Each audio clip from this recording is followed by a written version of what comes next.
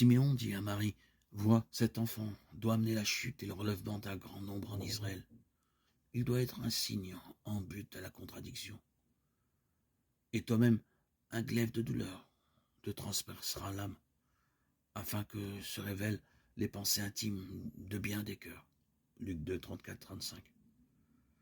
Jésus rencontre sa mère sur cette route. Que se passe-t-il dans cette rencontre? Que se dit-il dans ces deux regards qui se croisent? Nous pouvons penser que Marie laissa monter en elle la salutation de l'ange qui lui révéla qu'elle était pleine de grâce. Cette béatitude cédera la place à une parole moins joyeuse, celle de Simon. Un glaive de douleur te transpercera l'âme. En cela, elle rejoint l'expérience que toutes les mamans peuvent faire quand elles rencontrent leurs enfants sur leur chemin de croix respectif. Des enfants aux prises de la drogue, du chômage, de la maladie. Aucun des évangélistes ne nous rapporte un échange de paroles entre eux à ce moment.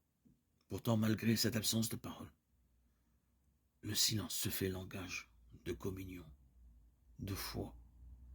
Oui, à cet instant, ce sont deux regards d'amour et de souffrance qui se rejoignent pour se soutenir.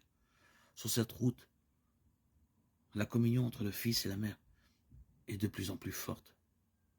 D'une certaine manière, c'est ensemble qu'ils s'adressent à Dieu. Un cri de souffrance. Une prière pour le salut de l'humanité se fait alors entendre.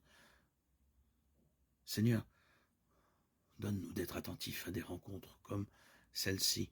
Marie n'a pas jugé ni renié son fils. Jusqu'au bout, elle lui reste unie, poursuivant jusqu'à son dernier souffle sa mission. Comme elle, viens nous aider à convertir nos regards, nos cœurs, nos relations avec nos parents, nos amis, nos collègues.